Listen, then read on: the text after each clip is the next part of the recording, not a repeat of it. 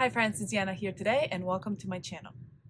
Today we're working on the Shantelle pattern by Ellie and Mac. This is a really cute top. It's got this gathered elastic here at the neckline with the little elasticated sleeves. It also has some shirring at the bodice, and that's really actually kind of optional. It comes with the pattern, but if you wanted a loose fitting, that would be really cute, which I want to try to do that. And I don't know if I want to do that to this version that I'm making or a new version that I'm making. I'm making the top version today. I think a loose fit dress would be super cute. I saw someone show some inspiration of this, and I'm going to show it here. I thought it was super cute. So anyway, we're going to see.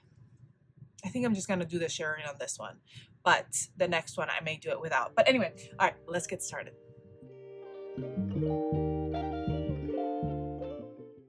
All right, so to get started, the first thing that we need to do is figure out if we do want to do that shirring or not, because we want to go ahead and mark our fabric if we are doing shirring.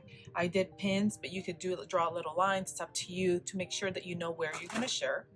The next thing you're going to do is you're going to finish the top of your bodice. So make sure you mark your front and your back. So this is my back. I'm going to mark it with like a little pin, a clip. I like to put like a red clip on the back and a green pin on the front. I don't know why, but anyway, I'm marking it. So the first thing you're going to do is you're going to finish the top raw edge of your bodice, and then you're going to fold that down over the back towards the back.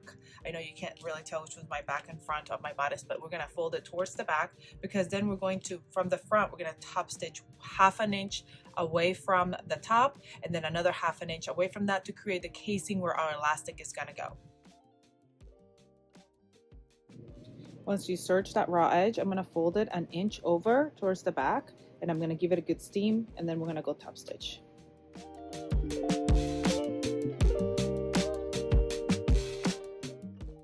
I'm actually going to go ahead and do the same thing for the top of my sleeve. I'm going to serge that top raw edge and then fold over and steam and then top stitch, except for instead of doing 1 inch like I did for my bodice, I'm going to do 5/8 fold over towards the back. I'm also doing the bottom edge to be able to hem and have that finished edge at the bottom.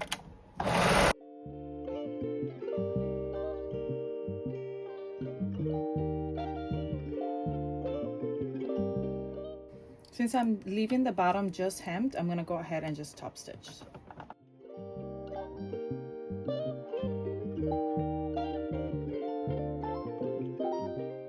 Okay, we're going to work on shirring. The first thing I'm going to do is thread my bobbin with my elastic thread, and that's easy to do on your sewing machine. If your sewing machine has a speed on like a threading speed, winding speed, so I can change my speed and lower it, so I can go ahead and thread my bobbin that way. If not, then you can do it by hand, threading it, just thread the bobbin by hand. But I'm gonna place it there, lower speed, and then just thread it. Okay, we will use our bobbin just like a regular bobbin. So we place that facing up like a P, and then get it in there. Just make sure that when you put your bobbin in, it gets trapped in the tension disc. If it's not trapped in the tension disc, then it will not work correctly. And then the top, you're just going to have your regular thread. Okay, we're going to change your tension to about a 7.5, 8, and then we're going to change your stitch length to probably a 5. And we're ready to go ahead and shirr. I'm going to grab our fabric, make sure it's the right face up.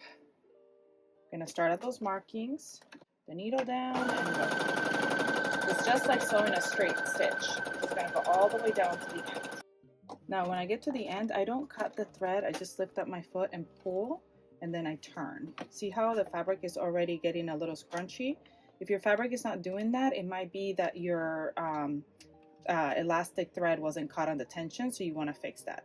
So now we're going to go ahead and do a couple rows. I'm going to do 2 rows, like one right below the other, and then another row, and then another one right below, so a total of 4 rows.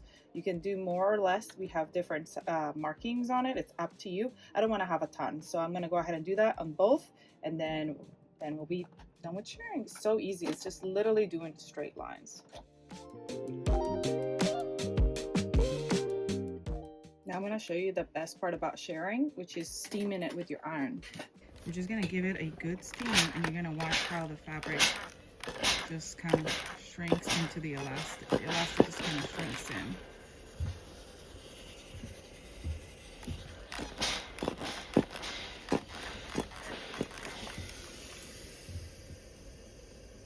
So cool. All right, so now that we've done our shirring, we're gonna go ahead and insert our elastic at the top of our bodices. And I'm also gonna insert it at the top of my sleeve. I'm using this like tool that kind of pulls it, but you can use a bobby pin, no, not a bobby pin, a safety pin, or whatever you want to pull it through. Once you've kind of pulled it pretty much all the way here at the end, I'm gonna put a pin so that way it doesn't go all the way through, because we're gonna top stitch here to make sure that it keeps it tight on here, and then we're gonna pull it all the way through and do the same at the end.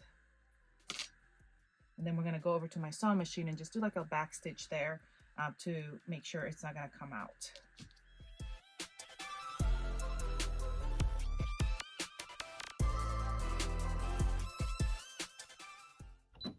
Just gonna do 6x stitch over that.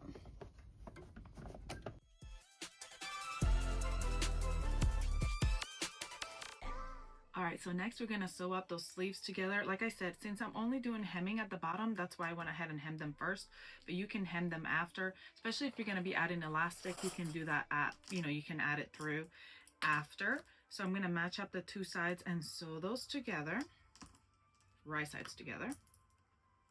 And I'm gonna do the same for the bodice. I'm gonna grab the front bodice and back bodice. I'm gonna face them right sides together and sew those. And while I'm over there, I'm also going to go ahead and do a serge edge at the bottom, steam the bottom up, and hem the bottom. So that way that can be done. And then all we'll have left to do is to come back, attach the sleeves, and we're done. So excited. All right, last step is to attach the sleeves, and we do so by opening up, well, attach the sleeves and sew the hem, which I'll do at the same time I'm attaching the sleeve. I'm gonna open up this side seam here, and I'm gonna grab my sleeve and also open up that side seam and attach right sides together. So attach here at the center point, and then go out to one side and then go out to the other, making sure I match up at the sides. Ooh, right sides together. That's the wrong side. Oh no. I sew my sides, one right side, one wrong side. I gotta fix that. But the same thing goes for the sleeve. So we're just gonna go and show you, and then I'm gonna go right sides together, sew it, and then I'll come back and then hem the bottom, and then we're done. So let me go fix my little mistake because I did not pay attention, and we'll be done.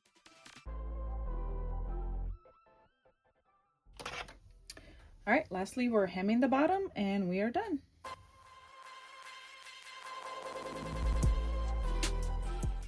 All right, friends, we are finished with this top. I think it turned out really cute. I love the shirring along the waist, but I do want to try one without it, so it's just kind of hanging low. And I also like the fact that the sleeves are kind of fluttery. You could add elastic at the bottom of the sleeves to kind of cinch them in if that's the look you're going for. What do you think? Comment below and let me know. Anyway, I hope you enjoyed this tutorial. Comment, like, share, subscribe. Go grab this pattern. I'm going to add the link, my affiliate link to this pattern on the information box below. So if you want to go grab it, I hope you have a great rest of your day, and I'll see you all next time.